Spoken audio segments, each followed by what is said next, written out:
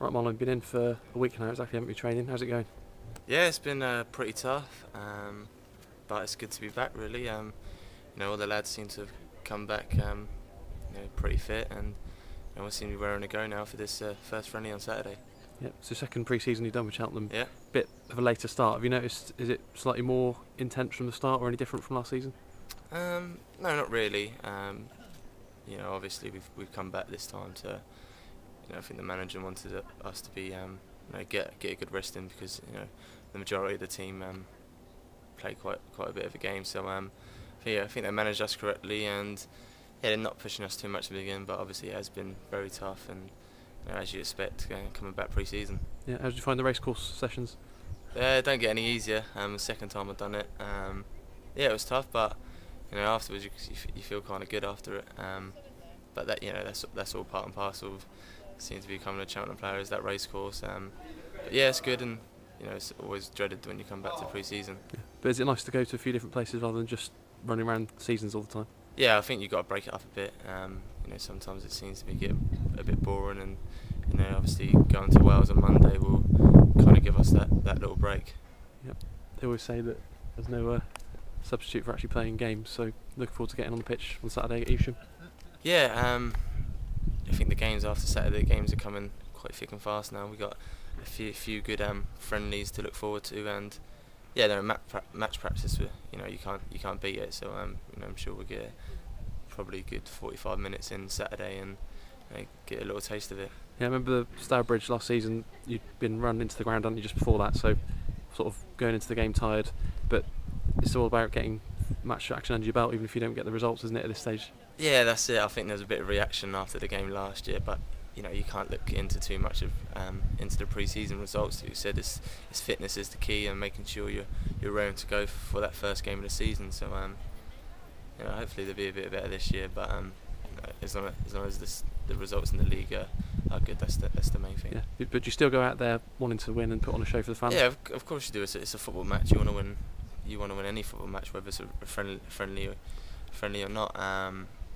But sometimes when you have been working hard, you can't really give your all, or you can give your all, but the quality's not there. But I think it may be a bit different this year.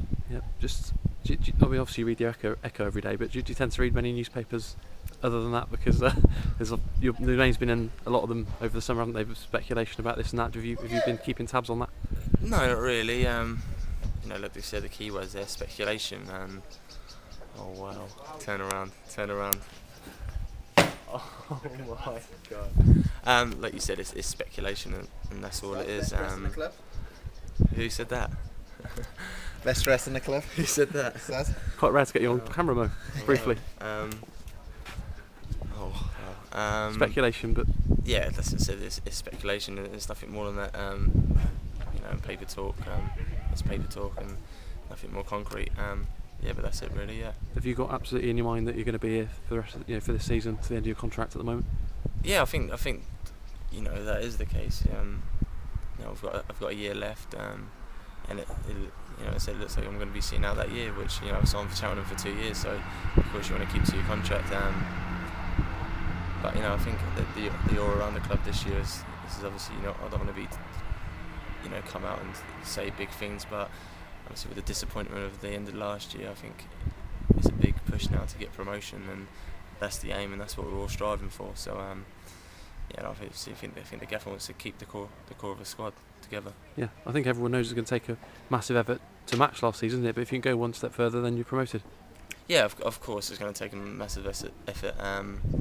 The results we had last year were great, and obviously it was disappointment because of the positions that we were in. But I think after that season that we did have, to look anything further than promotion, then it'd be a step back. So we've got to keep on progressing, and the next progression is to be in League One. Yeah, this time last year you'd had a loan spell, got some good games under your belt, but it was your first full season as a first team pro.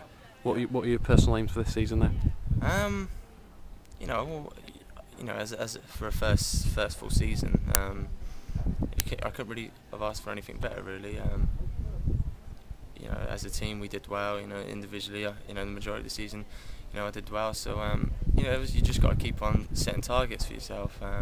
Maybe score a few more goals, but last year was obviously the most I've scored.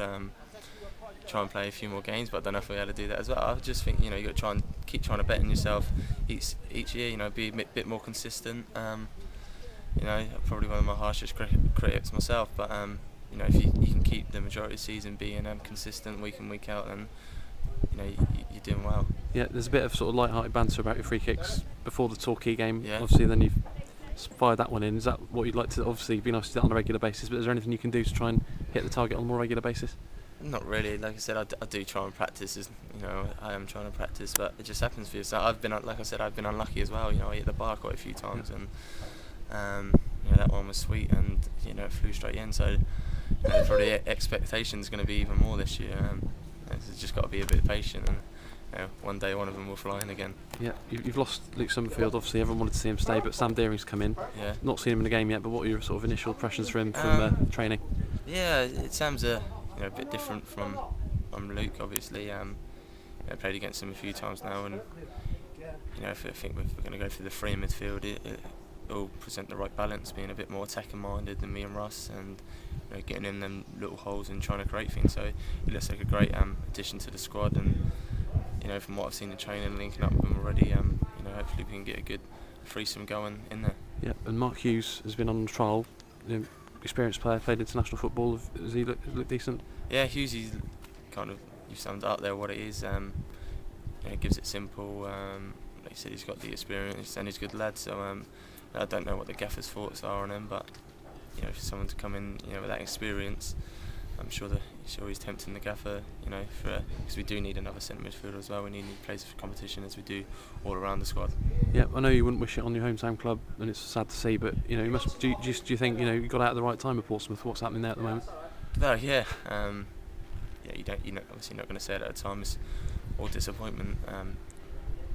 Being told you're not going to get offered another contract, but I've always said that coming here has probably been the best thing for me. Sometimes you've got to take a step back to take one forward again. So obviously that will be my aim in the future. But Cheltenham's been good to me, and it's been great for me so far. So hopefully next year, we get promoted and keep progressing as a club and as a player and as a team. Yeah, just finally, Marlon, you've got another 50 odd games on your belt. But is there anything specific you think you learnt which will make you a better player this season?